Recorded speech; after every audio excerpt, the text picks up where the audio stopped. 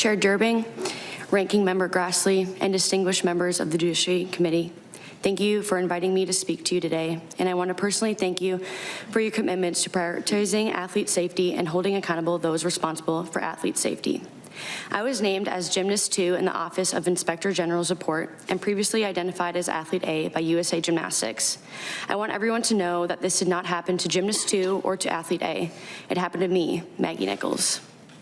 I first started gymnastics when I was 3, and since I was a child, I always had a dream of competing for my country in the World Championships and Olympic Games.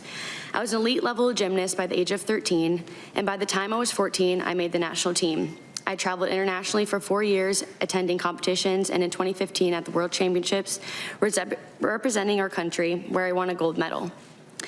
My Olympic dreams ended in the summer of 2015 when my coach and I reported Larry Nassar's abuse to USAG leadership. I went on to compete at the University of Oklahoma, where I was named first team All-American in the all-around and all 4 events and was an 8-time national champion. I reported my abuse to USA Gymnastics over 6 years ago, and still, my family and I received few answers and have even more questions about how this was allowed to occur and why dozens of other little girls and women at Michigan State had to be abused after I reported. In sacrificing my childhood for the chance to compete for the United States, I am haunted by the fact that even after I reported my abuse, so many women and girls had to suffer at the hands of Larry Nassar. USA Gymnastics and the United States Olympic and Paralympic Committee and the FBI have all betrayed me and those who were abused by Larry Nassar after I reported. The cover-up of my abuse and the FBI's failure to interview me for more than a year after my complaint are well documented in the OIG report.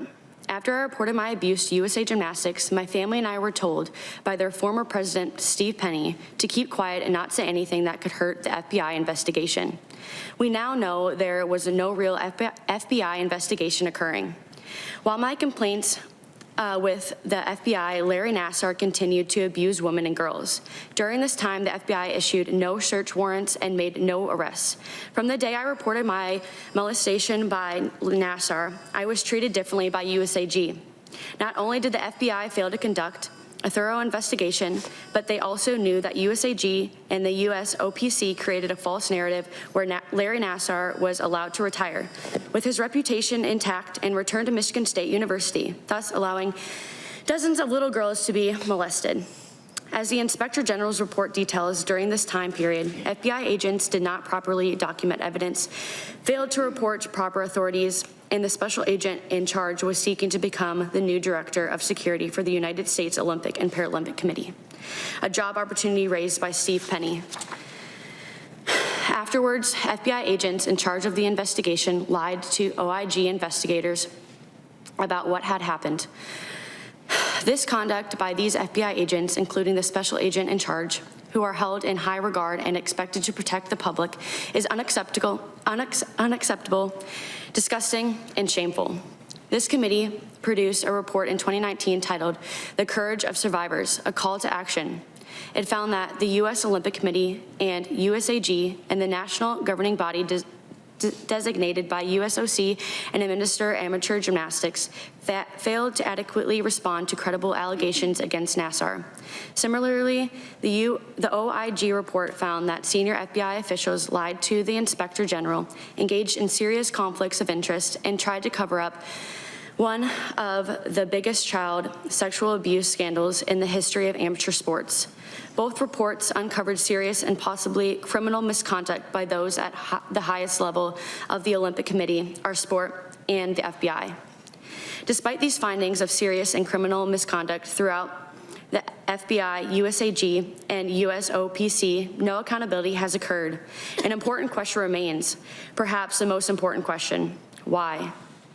Why would the FBI agents lie to OIG investigators? Why would the FBI not properly document evidence that was received? Why would the FBI agent be interested in the USAG presidency? These questions remain unanswered. And the survivors of Larry Nassar have a right to know why their well-being was placed in jeopardy by these individuals who chose not to do their jobs.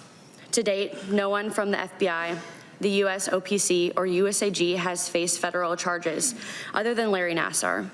For many hundreds of survivors of Larry Nassar, This hearing is one of our last opportunities to get justice. We ask that you do what is in your power to ensure those that engaged in wrongdoing are held accountable under the law.